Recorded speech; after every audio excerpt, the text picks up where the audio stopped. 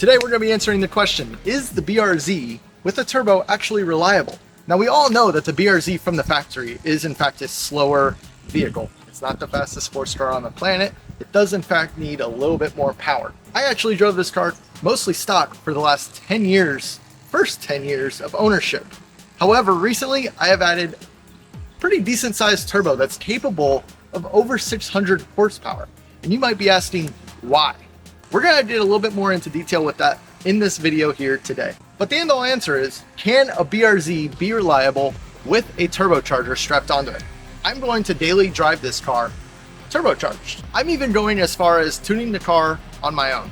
So going back a little bit, I initially bought this car with the full intention of going turbo with it.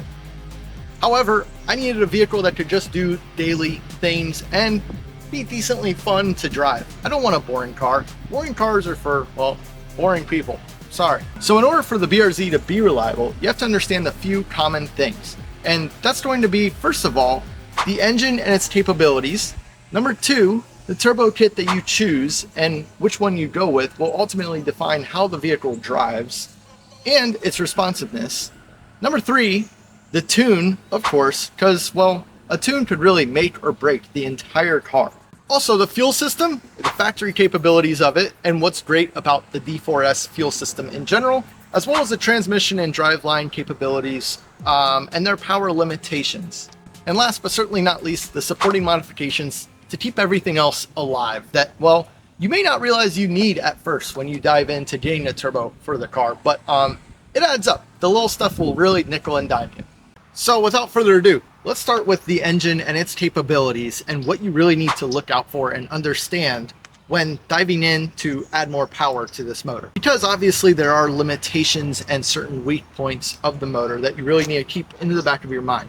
For instance, the general question is, well, how much power can the engine take? And that's kind of a broad answer because we've seen them make upwards of 500-600 horsepower on a completely unopened motor. But then we've also seen them blow up at like 250 horsepower or even stop. So obviously how much power it can take is kind of a broad question, but I'm going to do my best to answer it as specifically as possible here. To put a rough number on it, most people would say comfortably about 350 to 400 horsepower at most for reliability. If you're going to daily drive the car, personally, I wouldn't put more than about 330 horsepower to it. But there's a few key points here that need to be said, and that is ultimately horsepower may not blow up your car. The torque will. And the same thing can be said for the transmission, which we'll touch on later on in this video. So how much torque can it actually take? It varies widely, but ultimately what you want to do is keep the torque out of the low range as much as possible. So in doing so, I have chosen to get a little bit larger turbocharger than most people would pick, simply because, well, I'm not trying to make power at 2,500 RPM. This engine really sings at 6,000 RPM, 7,000 RPM. I believe the peak power from the factory motor is about 6,900 RPM, which is really high for any stock motor. So I've kind of focused around that whole idea with getting a larger turbo. Now, let's say you want to change fuels up and you want E85 instead of pump gas 93 octane, because obviously I wouldn't run anything other than 93 octane in a turbocharged BRZ with already high compression from the factory. So switching over to E85, you have a much safer fuel, which is less prone to knock and detonation.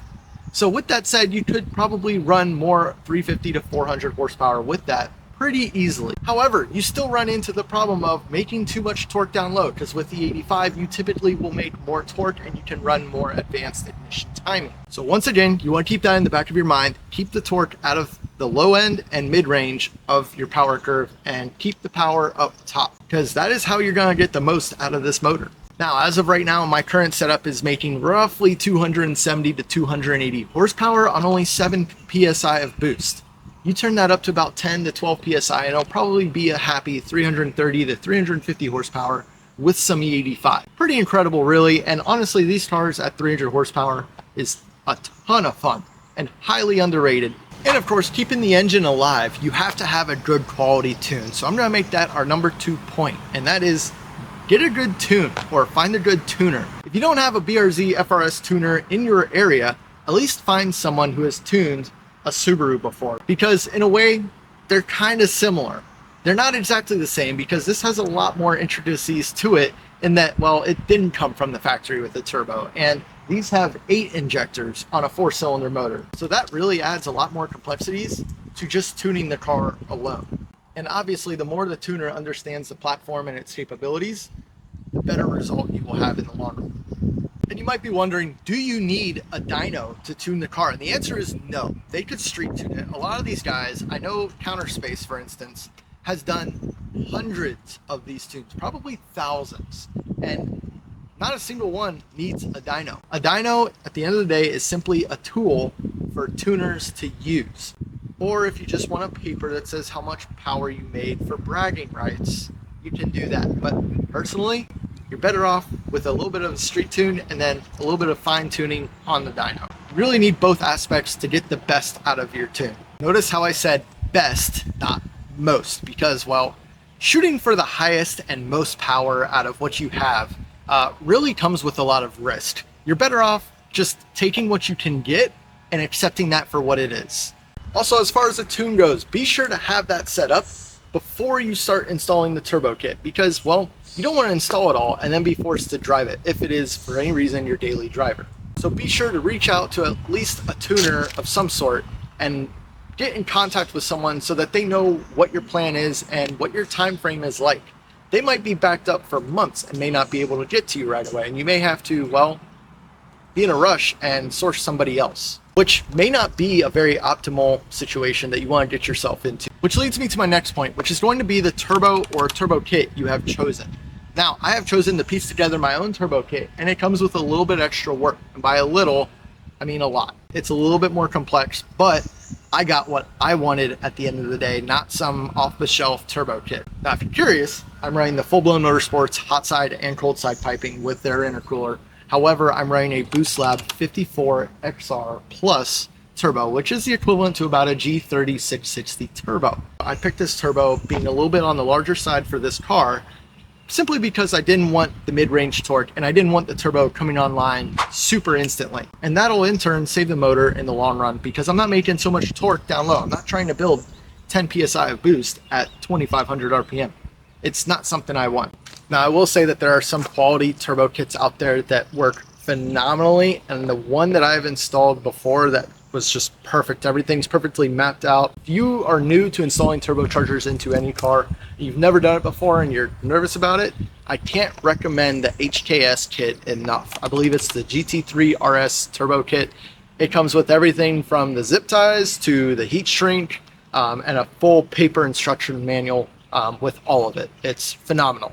Some of the other more common turbo kits are the full-blown Motorsports kit, which I believe you can still buy in full, as well as the JDL V3, and I think Works still makes a kit, if I remember correctly. If I could recommend any of them, stick with one that's still out there and very common, such as the HKS or the JDL. Those seem to be the two most common ones currently. Now, my next point here is going to be the supporting mods required for the vehicle, because ultimately you're adding more power to the car, which is going to induce more heat. To add, these are some things that you can actually do prior to installing your turbo kit. That way, once it comes time to actually install your kit or your turbo, everything else is pretty much set in stone and ready to go. The key takeaway to most of this is the better you can prepare yourself, the easier it will be on you when you finally get to installing the turbo itself and going through the tuning process. Now, does that necessarily mean that you need a larger radiator? Probably not, unless you're going to be tracking the car, but for most of us that are just going to be street driving the car for, well, maybe daily use. However, if you're watching this video and you are tracking your car, I would highly consider getting a radiator if you're making anything north of about 350 horsepower.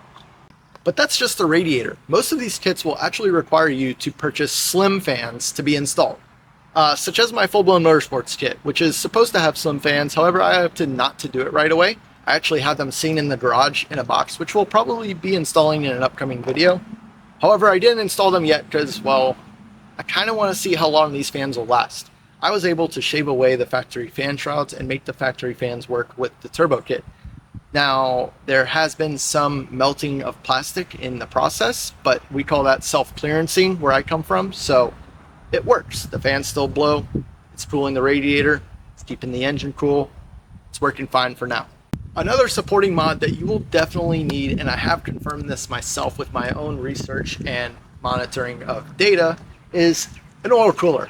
If you don't have an oil cooler installed in your car before you install the turbo, you're just going to overheat your oil and cook your oil, and it's not going to be a good time. You're probably going to spin a rod bearing because your oil temps got too hot, and now you have major issues. Basically, what I was finding is as I was on the highway driving for an extended period of time, the oil temps would just continue to climb as my RPMs were higher in the RPM. So anything above 3,000 RPM, you're probably just gonna keep cooking your oil hotter and hotter because it has no way of cooling itself besides the pan itself. So I definitely recommend upgrading or at least getting a decent oil cooler setup. Again, if you're installing a turbo kit and you want to keep the car, or at least the idea behind the whole vehicle, to be reliable as possible, you got to upgrade other things in it, and one of them is definitely the oil cooler and most importantly the fans. Remember, we're trying to keep this reliable enough to daily drive. You don't want to have to constantly worry about overheating your oil or cooking your rod bearings or anything of that nature. It's not a good time. It's not something you want to run into, especially if this is going to be your only car. Is it a track car? Okay, go ahead, take that chance, but are you willing to spend the money when the time comes to replace your bottom end? Okay, next up, let's talk transmission because, well, the factory capability of the transmission is ultimately dependent on how much torque you make. Now, if you still have the factory clutch like I do, you're kind of limited to about 330 horsepower and probably about 250 foot-pounds of torque. If you're worried about blowing up your transmission with a stock clutch and stock axles, you probably don't have to worry about it. But the moment you upgrade that clutch, you're kind of getting into the territory of, well, you might break your transmission because the transmissions in these tend to last to about 450 horsepower reliably and comfortably. Once you start pushing them above that and really start beating on them hard, for instance, if you're going to take the car and go drifting and you want to make 450 horsepower out of the stock motor, you're probably going to have a hard time and you're probably going to go through a couple transmissions. If you're launching it at the track on the regular and you're running 1.6, 1.7 60 foots, you're probably going to go through a couple transmissions. If you have the stock axles and you're worried about breaking the transmission, is that a possibility? Yes, absolutely. However, I will say the factory axles will probably start breaking well before the transmission will, because the factory axles have been known to hold about 350, 400 horsepower as well. And that is considering if you are actually launching the car at the track or driving it really hard on the street. However, which would you rather break, an axle or a transmission? So something to consider right there when you decide that, hey, maybe I need to upgrade these axles. Another major supporting mod that you can do prior to installing your turbo kit, well, this will actually require a tune first, is upgrading your injectors. Now, you can upgrade your injectors if you're gonna plan on running E85 and anything north of about 330 horsepower. Now, if you're on pump 93 octane, the factory injectors will probably last to about 350, 400 horsepower on pump gas. However, if you're gonna run E85, you're gonna be limited to about 330, and that all depends on how much boost you're running and if your tuner is okay with pushing the car that far on the factory fuel system. Next up is gonna be the fuel pump. If you're gonna run more than 350, 330 horsepower on E85, you're gonna wanna upgrade the factory fuel pump because you're really gonna be pushing the limits of that at that point. So, fuel injectors at about 330, fuel pump at about, well, I would say probably closer to 400. Most tuners will not want to push the injectors more than about 80 to 90% duty cycle. Some injectors on today's standards are actually perfectly okay with going that far. However, for consistency and efficiency's sake, it's not the best thing for the injectors or your motor or the tune. So I feel like the big question here is, well, is it worth it, number one, and is the reliability there? Like, is it something worthwhile for the risk of the potential engine failure? Absolutely. Obviously, you have to come to some sort of terms with the fact that, well, the engine could blow. Like, things can go wrong. Once you start modifying a factory car, and this goes for any car, things can go wrong really fast. That's just the risk you have to take, and it comes with the territory. Best thing you can do is just do it to the best of your ability, or pay somebody who really knows what they're doing. At the end of it all, you do what you pay for. But if you're curious at all, is it worth it? Absolutely. The sound, you see the smile? The smile is real. The sound is phenomenal. The power delivery, it fixes everything that it should have come with from the factory. We've all heard it a million times. We all know it's true. Toyota and Subaru knew what they were doing when they made this car. They knew people would want more, but they couldn't take away from the fact that they had already their flagship vehicle being the STI and the WRX. But I'm sure they knew what people would do with these.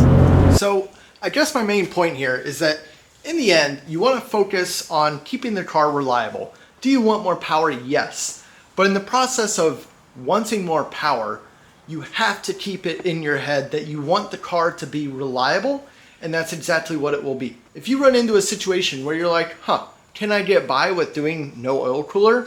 And you think, well, yeah, I think I can. You need to stop right there and ask yourself, how is this going to affect reliability of it, and how long can I do this for? And to be honest, I tried it, and the answer is not very long. Don't expect to go on any highway drives or any driving for any kind of distance. It's not gonna happen.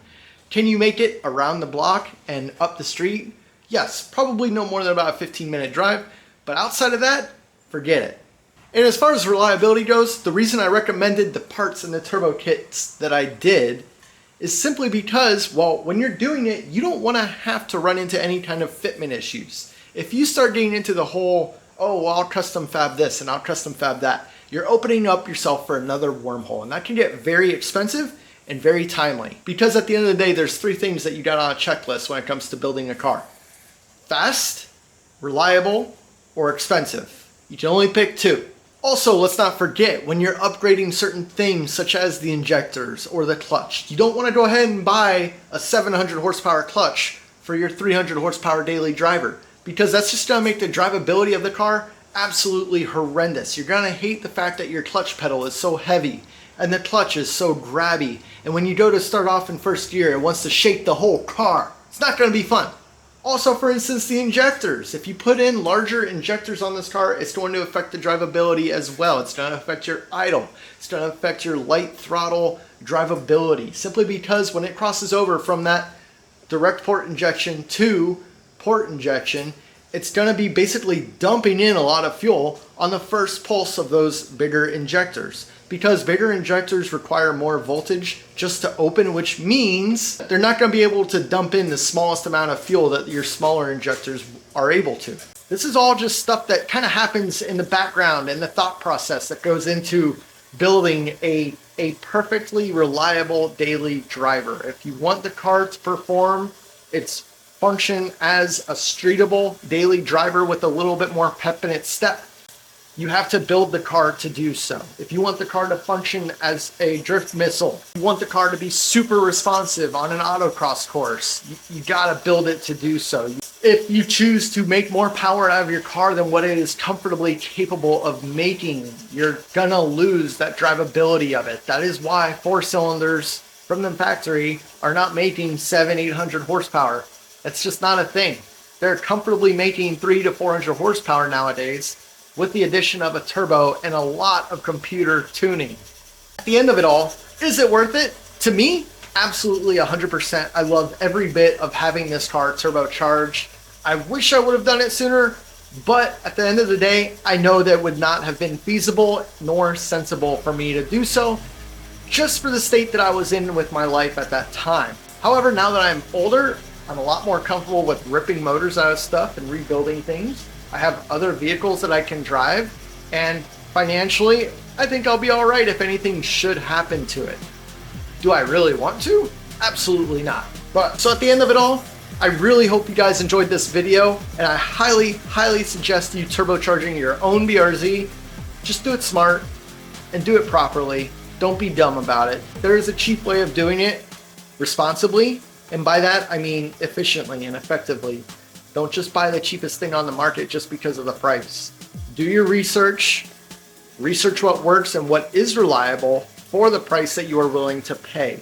Because believe me, it's possible to do things on a budget if you're willing to make the sacrifices to get there. But anyways, that's gonna do it for this video, you guys. I'm gonna go enjoy my BRZ, and I hope you guys enjoyed this video. We'll catch y'all next time. Take care. Peace out.